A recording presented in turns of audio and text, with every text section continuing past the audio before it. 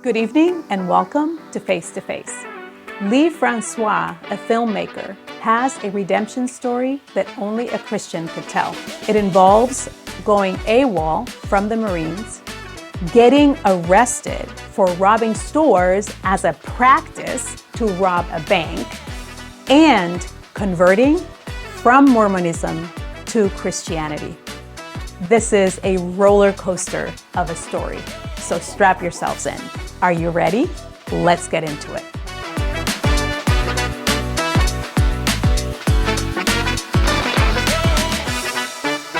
So Lee, thank you so much for being on the program. Of course. I'm really excited about this conversation, and also because of the fact that you are capping the series on Christian creatives. And I wanted to leave the filmmaker, the videographer to the very end. Okay. I just thought it was more interesting and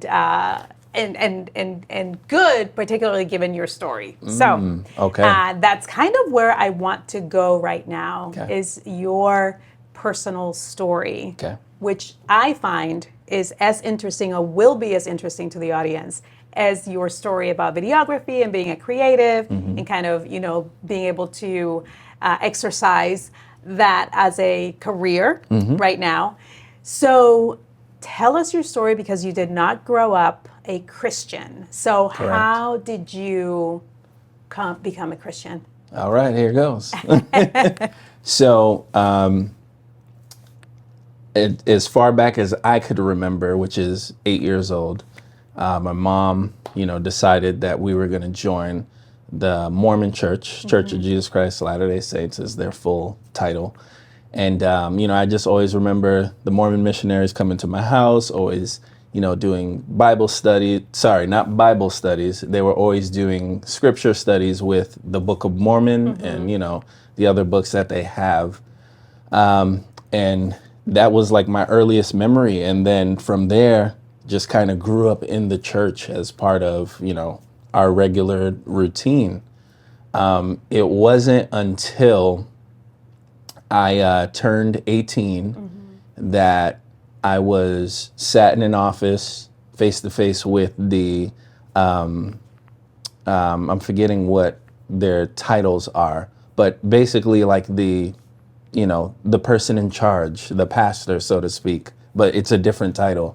And he was like, you have a decision to make, because every young man at the age of 18 is supposed to either become a missionary or, you let them know what you're going to do if you're not going to become a missionary. So at that point in time, I was like, I don't want to become a missionary because I feel like I don't understand enough about what I believe. And I was so all over the place with what I wanted to do for the rest of my life. So I was like, I don't want to become a missionary, but I did figure out what I want to do. I want to become a Marine. Because in school, I had this recruiter that constantly kept bugging me about, the military and this, that, and the other. And this was pre 9/11. Right. So I was like, so that's what I want to do. I want to join the military. I want to go to school for 4 years based off the GI Bill. And, I just want that life. I wasn't necessarily concerned about going to war or anything like that, because at that point in time, we weren't in war. We didn't go to war. So it's like, that's what I'm going to do. So fast forward, I'm in the Marines. I do basic training. I'm doing all the things. And 9/11 happens. 9/11 happens. Right. And it was a crazy time. Yeah. Because I remember 9/11. Everyone that I was enlisted with, we were all now in this like panic state. Yeah. Because we're like, the thing that we thought we didn't have to do, we are now confronted with the possibility of having to do it. Right. Which was go to war. Like this training that you received, now you're going to have to implement it. Right. That was scary, especially for me, because I was a mama's boy, grew up with all, women in the house. I didn't think about stuff like this. So I remember my recruiter and his commanding officer coming up to me one day and handing me a letter. And on this letter, soon as I read the first opening statements, it said, you know, you had to be deployed to Saudi Arabia. And this is, you know, when you have to go and yada, yada, yada. Yeah. And at that moment, I literally just kept saying no in my head. And it just came out. I voiced it. I was like, no, like, I'm not going. I'm not doing this. No, no, this is not what I signed up for. Yeah. And they were like, well, you don't have a choice. This is what you signed up for. The government owns you now. You have to do this. No. And I was like, no, I don't. No, I don't. And so what did you do? I went AWOL. And AWOL is just basically, I went absent without any permission, absent without leave. And I didn't go anywhere fancy. I didn't go to, you know, China and live a different life. No, I just went home. Yeah. I went home to my mom, to my sister, and, you know, told them what happened and how scared I was. And my mom was like, you know, it's okay. You can just, you know, be here and, you know, whatever happens, we'll face it when that time comes. Yeah. So I'm living my life, happy, in school, doing all this stuff. I end up getting a girlfriend. And one day I'm driving, you know, our car, and I get pulled over by the state police because, you know, that's just something that normally happens.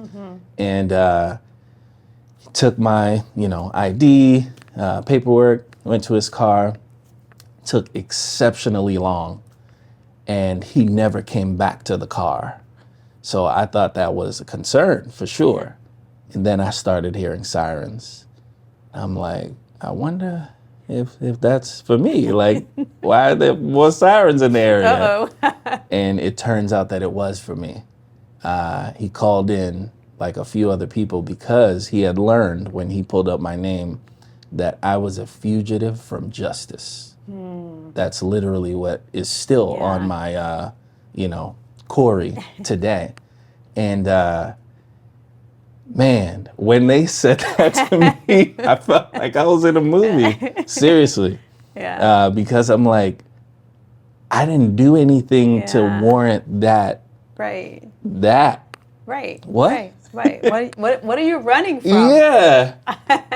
But in their minds, they saw it totally different. Yeah. And they treated me as such. Yeah. They got me out of the car at gunpoint. Literally told me, get out the car. Yeah. Back up towards them, get on the ground, lay down, arrested me right there, and detained me. While I was in detention, you know, all kinds of stuff going through my head. I was able to call my mom and sister, let them know what was happening to me. But yeah, it wasn't until they came in and they were like, we have to bring you before a judge so we figure out what the judge wants to do with you. Because at that point, they had completely forgot about the reason why they stopped me.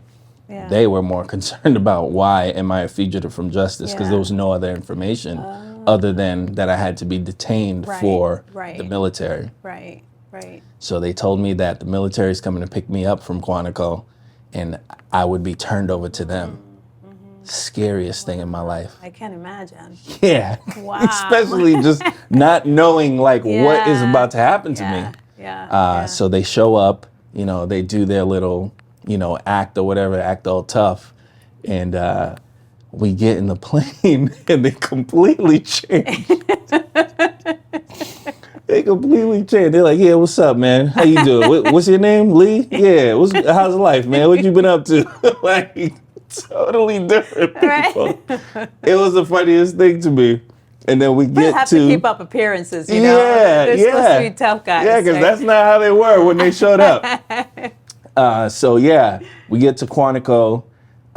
You know, I get booked, and they end up putting me in this squad bay with a whole bunch of other guys that also went AWOL for various reasons. And, you know, they let me know that you're going to be here for, you know, a year and some change maybe so that you can finish out your term in the military so that we can officially kick you out. So I was like, okay, well, this ain't bad. This is not bad at all. I'm like, okay, this is all I got to do. But, you know, not to lighten, you know, the seriousness of it, but, you know, no one really talks to you about what if, like, you don't want to do something that you that you've committed to, Right. but Right. the thing changes, it evolves, it turns into something else that you didn't think would happen. Right. What do you do in those situations? So at that time, I didn't have any mentors or anything. So, that's what happened. Yeah. Yeah. I mean, and who knows, right? I mean, we don't know because you went AWOL, but what might have happened if you had gone to the Middle East? Right. That's kind of an unknown, right? Only God knows what might have happened. Absolutely. But something interesting happened while you were in the military. So tell us about that piece of the story. So I kind of jumped over it because I wanted you guys to get the juicy stuff. But for my believers out there, something amazing happened to me. One day, it was a Sunday, I was invited by a Christian friend to a Christian service. And, it was fine with me, because I thought every service was pretty much the same compared to, what I grew up believing. So here at this service, everything's going on, and just so happens that after service, they decided to play this Bible trivia game. And I'm like, this super competitive person. I'm like, I'm going to beat everybody. I know everything there is to all these stories and yada, yada, yada. So they're like, all right, let's see it. So the game's going on, they're asking these questions, and I'm not getting the answers. Uh-oh.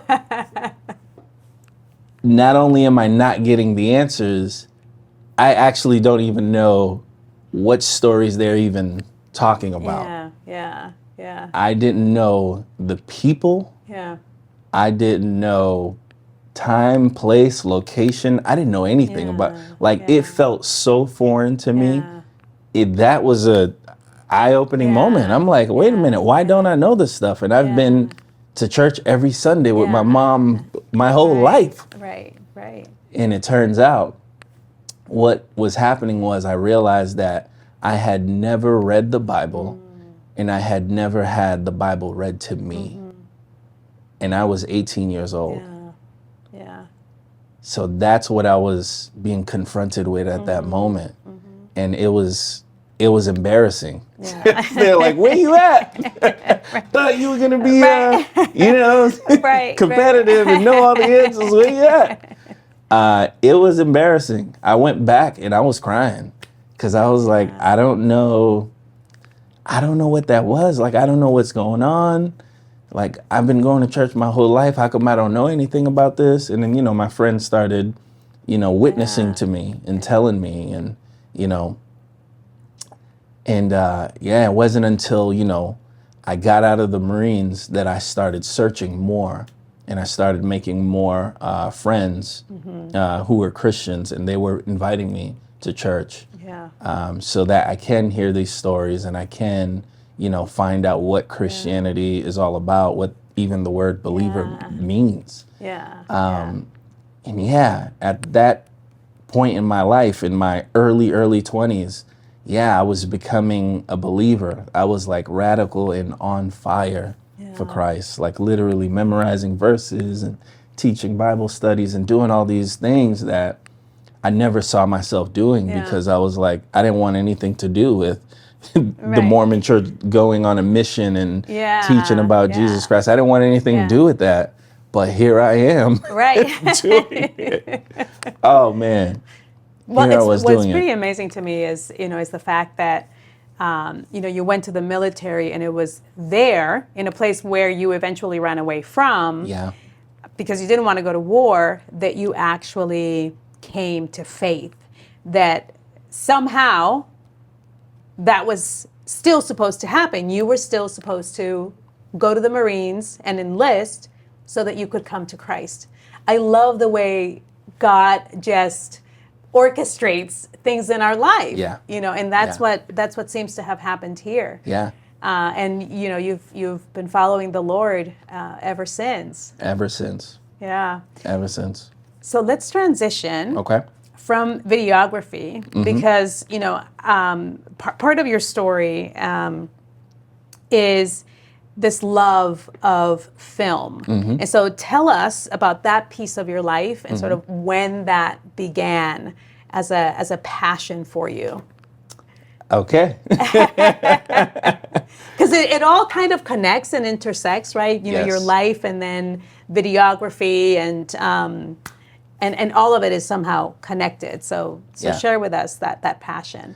So I've always had an affinity for film as well as writing.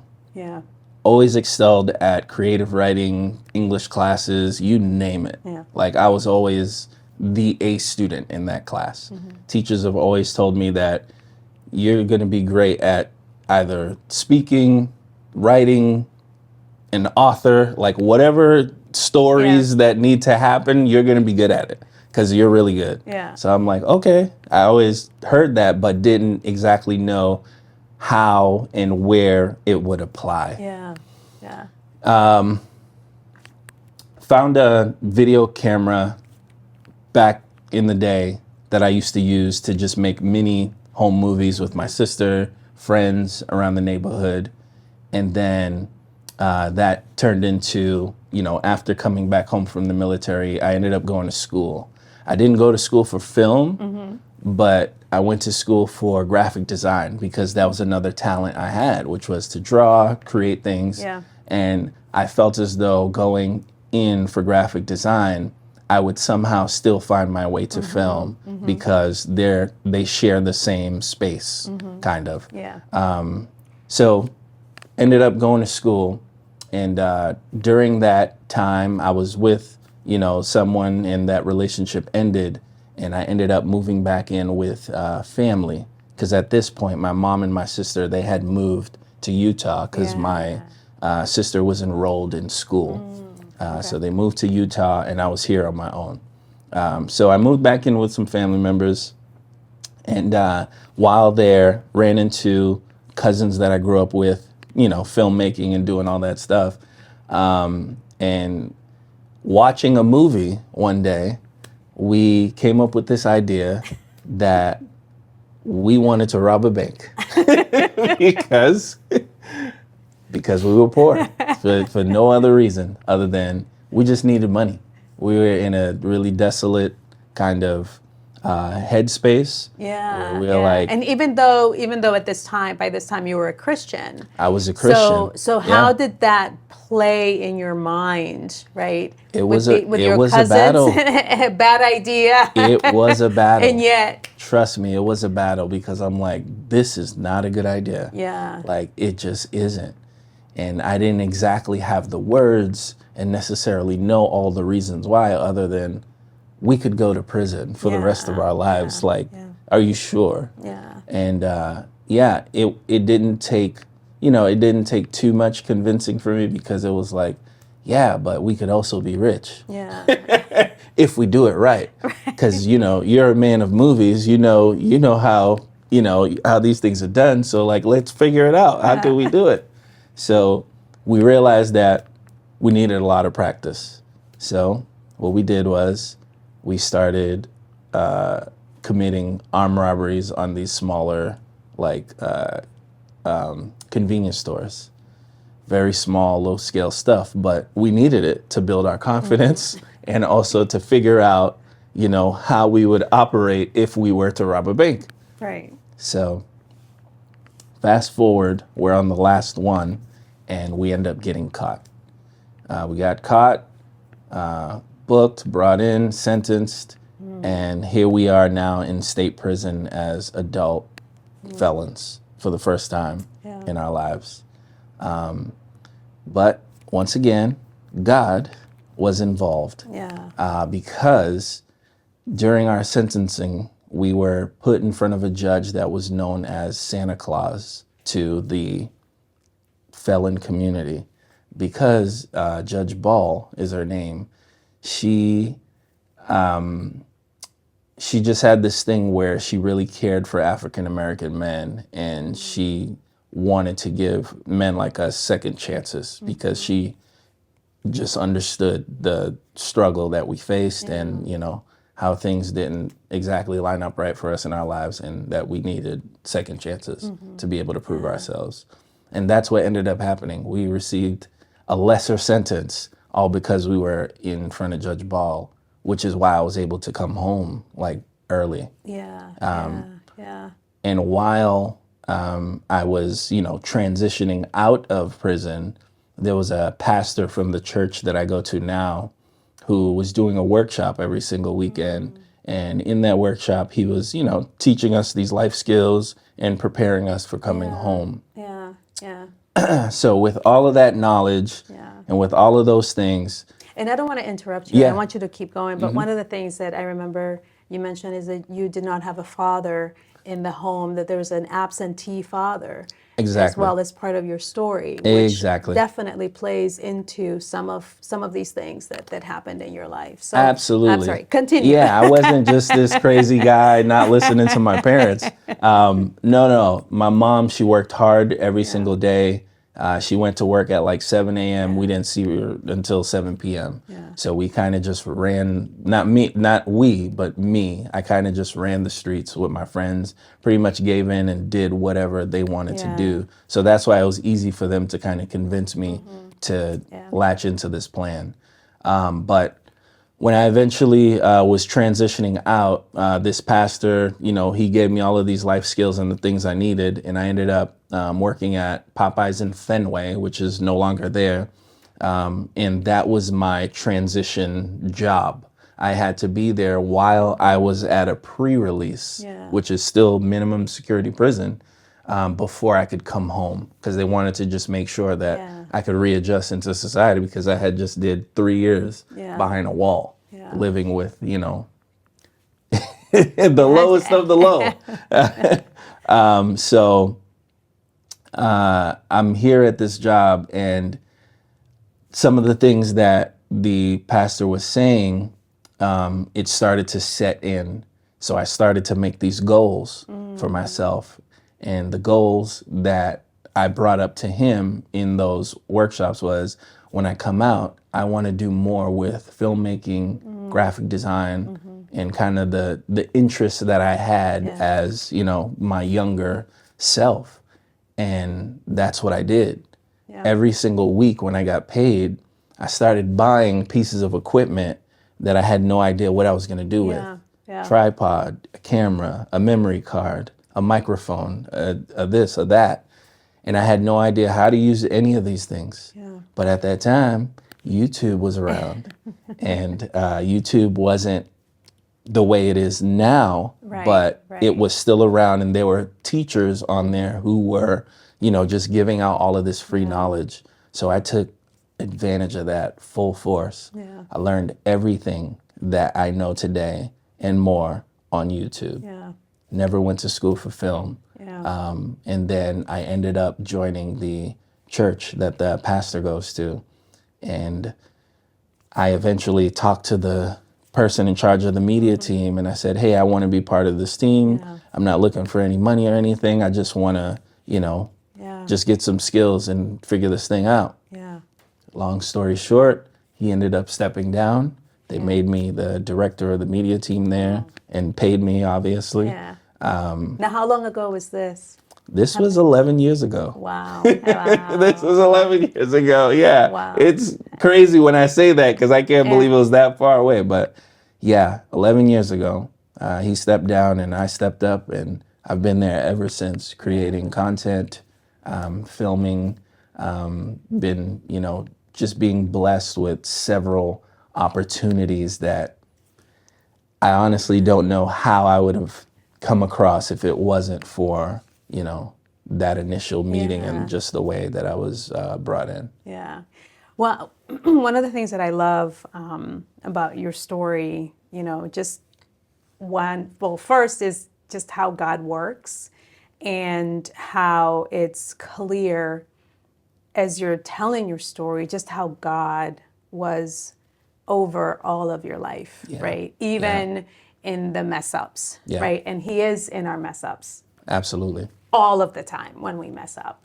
And then the other piece is how you were able to learn everything that you learned without having to spend money to go back to school, which is one of the other things that we've been talking a lot about here with other creatives who have also, it seems to be a running theme, that they go to YouTube Oh. to learn how to do things. Hey, okay. Right? To use the expertise that's already available for free out there that can help you as a creative. And so I don't know if there were any sort of like tips or things that you could share with the audience who's listening. Some of the things that that you've learned in as you were thinking about doing this thing that you had a passion for when you were young, right? And kind of going full force, buying the video equipment before you even knew what you were going to do with it. Is there anything that you would like to share with the audience around creativity and pursuing their passion? Yeah, for sure. A few things, and they're not in any particular order. This is just how they're coming across in my mind. You definitely have to be hungry, because without that hunger, there's going to be nothing there to drive you when the thing that you like to do gets tough. And an example of that is when you start getting, clients and you start getting projects from people, and your creativity may not necessarily match with what it is they're looking for, but because you want to please them, you please them by doing the thing they want you to do the way they want you to do it. And to me, I feel like that's the most frustrating thing, because as a creative person, I feel like when someone hires you to do something the way that you do it, I feel like you should be allowed to do it the way that you want to do it, because you are that creative person. So they hired you because they see that your eye is different from, theirs and the rest of the world. But that's when it becomes tough, because you get gigs and jobs and projects that are really tough because you're just not seeing eye to eye with the client. So that's one. You definitely got to be hungry. You got to have some type of drive behind you that continues to drive you and make you passionate about your creative thing. Be confident in your ability, right? Exactly. Yeah. Oh man, that's a huge one. That's a huge one, because if you are not confident, you won't get hired. Yeah, I want to say like 80% of this thing is confidence, because sometimes you don't know how to do what it is they're asking you to do, but a quick search on Google and YouTube will give you the knowledge, but now you have to apply that. And sometimes you literally just have to wing it. But because you're confident in winging it, that's what makes all the difference. Another thing, you have to be organized. And I'm laughing because it's crazy to say that a creative person has to be organized, because usually creative people are not seen as organized people, but I am highly organized. I have like OCD with the way that things are organized in my apartment. Like, I'll know when someone touches my stuff.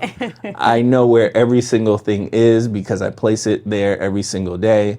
My wife, she, sometimes I drive her crazy with it because I'm trying to get her to be as organized as me, but she's not. So we constantly bicker over that stuff.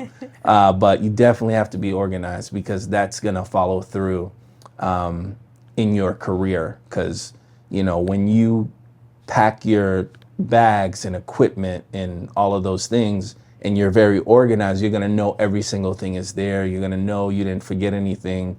You know that your shirt is pressed and it looks good and it's ironed and, it's clean.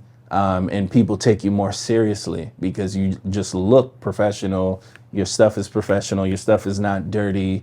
You're not, freaking out over little things that you forgot. You show up and you're on point. There's a lot more, but I'm just kind of blanking at the moment. So please forgive me. Yeah. But definitely those three major things I feel like are the things that you definitely want to just make sure you do a better job of doing. Yeah.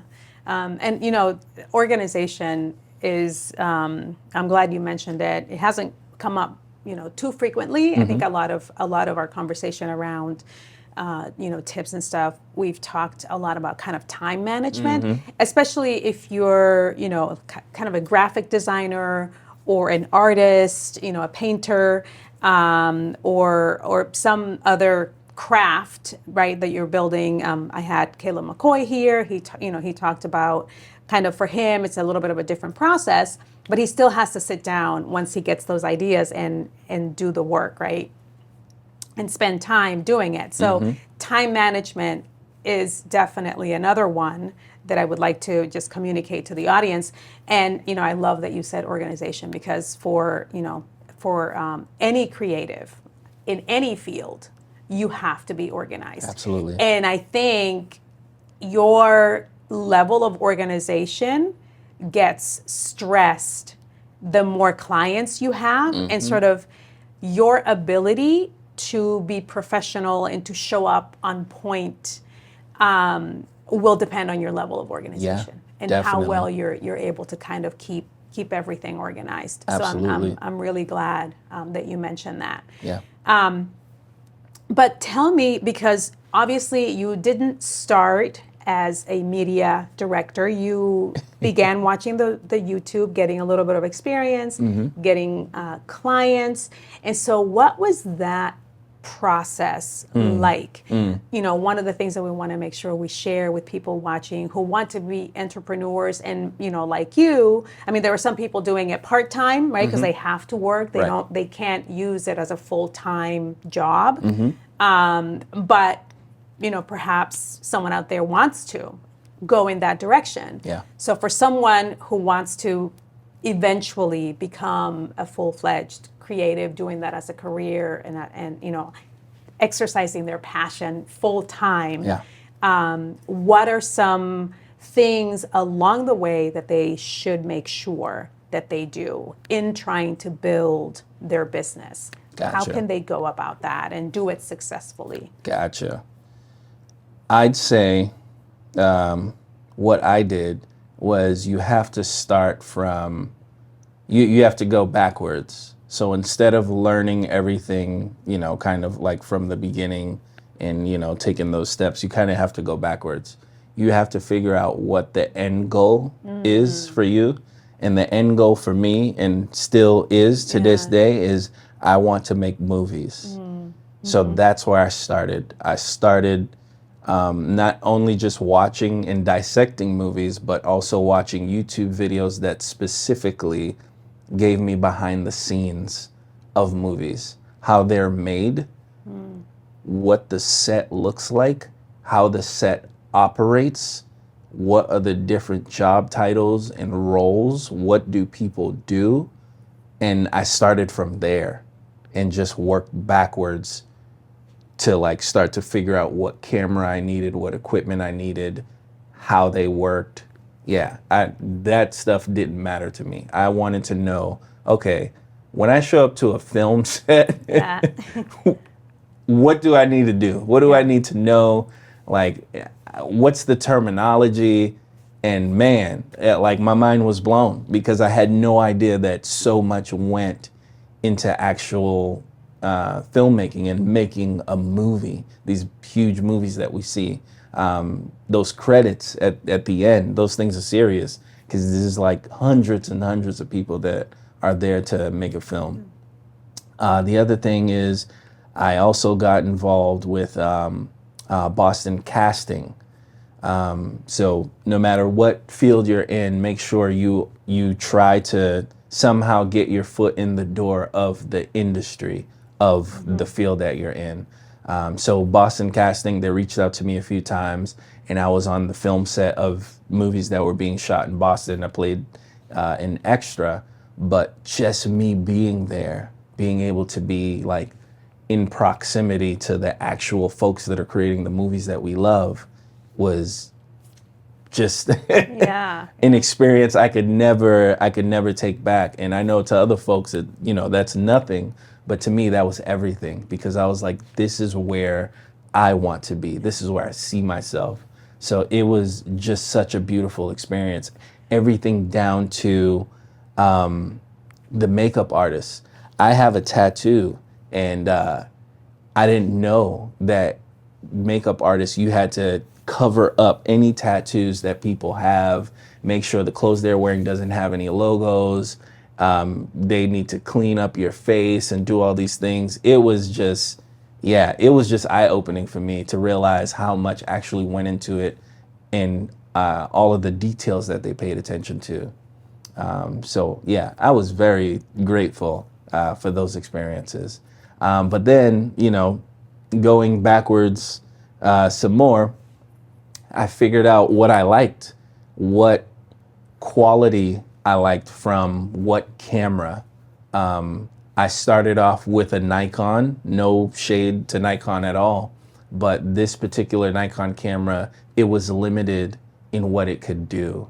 It couldn't capture low light images well. The video really sucked. It was bad. Tell us how you really feel. Yeah, really sucked.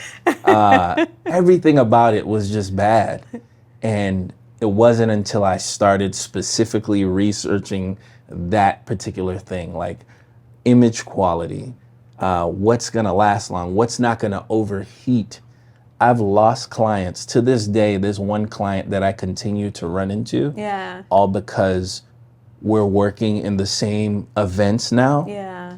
To this day, like literally my heart breaks when I see her. Yeah. All because in my early stages of, being a videographer, I didn't understand that cameras overheat. Right. Oh, wow. So okay. I was doing an event for her, and it was a very important event. Right. And the cameras constantly died because we were in a gymnasium with hundreds of people that were there to watch their children in this show, and the cameras just kept dying. So I wasn't able to capture all the footage. And my heart breaks every time I see her, and she knows, like I look at her and I hug her and I say, anytime you need me to come do something for you, please call me, because I am not the same person. Right. I do not have that equipment anymore. Yeah. But those things are important to know. And you won't know unless you are getting the experience and you're researching it as well. Read the comments, read the threads, everything people are saying about this stuff, because that's what's going to inform you when you're making buying decisions. Because I've made tons of buying decisions that were like terrible. I have an equipment graveyard at my house right now that like it's just stuff I have to just give away on Craigslist because there's nothing I could do with it. Like it was in my early stages where I had no idea. But now I feel like I'm a little bit more settled in what I use. So I'm primarily a Sony shooter. And that's what I like. And I've been there ever since. And this obviously, you're talking about all of these things, but this is stuff that takes time, right? Yeah. So you start with the end in mind, kind of where you want to get to, and work backwards. Yeah. What are the steps that are going to get you to your end point? Right. Is what you're saying. Right. And so, for you, it was, your equipment, obviously, extremely important. And then being part or inserting yourself or figuring out how you can become part of the industry that's doing the movies, the types of movies and the types of things that you're doing. But you mentioned CP casting, and I was like, oh my God, I actually took an acting class, guys, at CP casting, and had the opportunity to go and be an extra for this movie they were making. Okay. I won't even go into what the movie was. But they would have used us, except we were very stiff. And what they asked us to do, so we were nicely asked to step aside. Wow. Oh, but my I really goodness. did enjoy the class. And the teacher that we took it with, he does the beginning acting classes there all the time. And I see him, in movies. Hallmark movies, other kinds of movies. I saw him recently in a movie. So, if you want to be a an actor, Yeah. CP Casting is actually a great place to get lessons and get a start. And they're so close to the actual film industry that it's a good local, industry experts and with knowledge and with access for you. Awesome. So yeah, Awesome. just kind of I had experience with them. Good. But I want to talk about, because we are talking about the film industry Yep. in Boston, and that's not a Christian organization, but you belong to the Filmmakers Collaborative, which is something that I want to definitely make the audience aware of, and I want to ask you what exactly, so that they know, what exactly is the Filmmakers Collaborative? Filmmaker Collaborative is made up of creative individuals from different faith-based communities in Boston. And the creatives are made up of filmmakers, editors, writers, people with talent. And we meet monthly to break bread, to de-stress. Because we usually talk about stuff that's going on in life, and also just on the professional side, and also we just go there to be re-inspired by God and by each other, because all of us don't necessarily work in the faith-based community all the time. Like, most of our work is made up of secular work. So there are times where we just need to be recharged. We need to be inspired and motivated by each other. Just to let you know that, God is still still making things happen for you, man. Yeah, even though it may be rough, but God's still in the weeds, still making sure that that you still come out on top. But yeah, the Filmmaker Collaborative, great group of people. Started very, very small in a backyard. One year it was hot outside, and we were like talking for hours, and we just had these ideas that we're like, what would it be like to just get all of these filmmakers together, folks who are just like us from other churches, get us together and just like talk.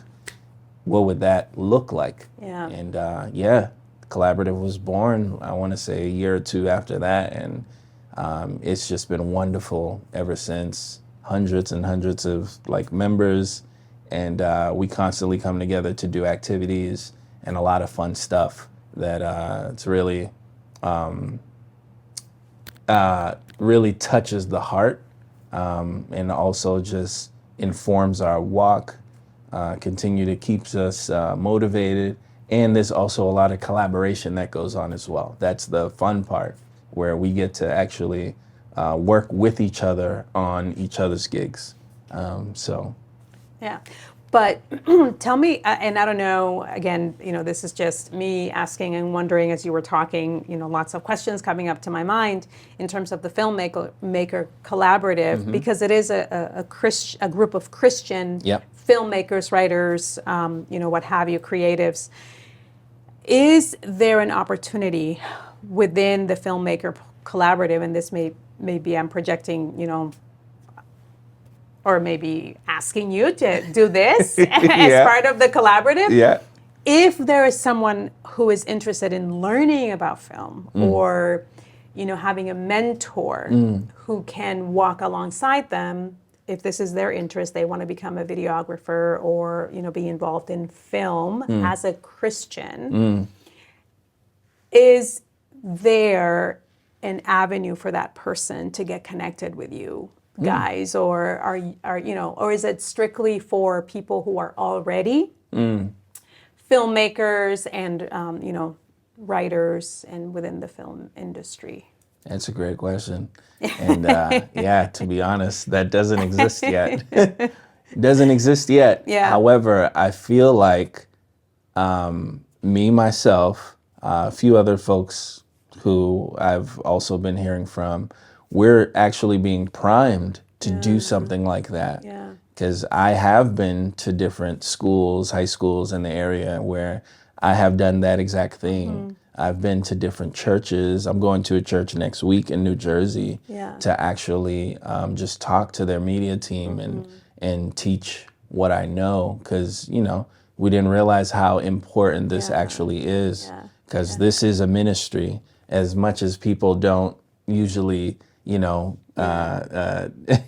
find Think the of it. two. Right. Yeah. But it definitely is a ministry, and it definitely touches lives, touches, you know, the hearts It's of ultimately many people. storytelling, as you said. It's storytelling. Yeah, So exactly. And literally, that's what the Bible is. It's like the greatest story ever told about how God, you know, wanted to restore, you know, his relationship with us through his son. Yeah. All right, so down something to think about right down the line with the Filmmaker for sure. Collaborative for the future. Definitely. Yeah, as the years go by and as we're thinking and transitioning into different modes of operation, I feel like that could possibly be the next kind of you know, just way that we do things, which is go into mentorship and things like that, because it just makes sense. Do you guys have a website, the Filmmaker Collaborative? Or No, we don't. This has been like a private group for a while. not private anymore? Yeah.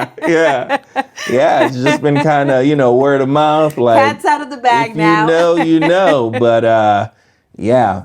And it's not for like any particular reason other than the fact that, you know, we just want to make sure that we're in control of the people that are in the room. And just making sure that it's a great fit for everyone. So we don't like open it up to just like the general public. No. We want, because we talk about God a lot. And that's we know that's a thing that could turn people off if you're not, you know, if you're not Christian. And I am speaking to a Christian audience, you know, in particular. So who, you know, people who are interested in being filmmakers and to find an opening. Lee, this has been an amazing conversation. Thank you. Before we close, I just wanted, as you know, we've been talking. Is there anything else that you can think of that you want to share with the audience? Just some final thoughts.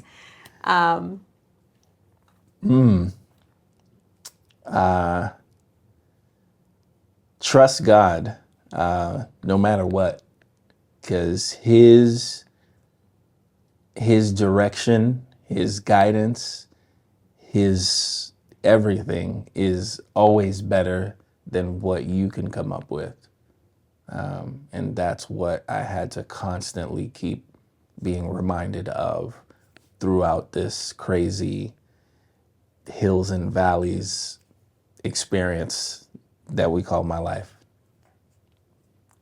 Thank you. I think that is a perfect ending. Trusting God, because ultimately that is the thing that makes the difference for creatives. Sort of flowing out of the Spirit of God. I had you know, just other creatives that I've had sitting right where you are, telling me about the impact that they're able to have because of God pouring into them first, and then flowing and moving out of that abundance from the Lord. I hope you have enjoyed the creative series and that you have been inspired yourself. If you are a creative and have an ambition to make a living or to move in your passion, I think the thing that I want you to take away is what we've just said, is that God comes first and has to be at the center of whatever it is that we do. It is the only way that we can both please Him and do what we're able to do in the best possible way. Thank you so much for tuning in. Thank you, Lee, again for joining me. You're welcome. We will see you next time.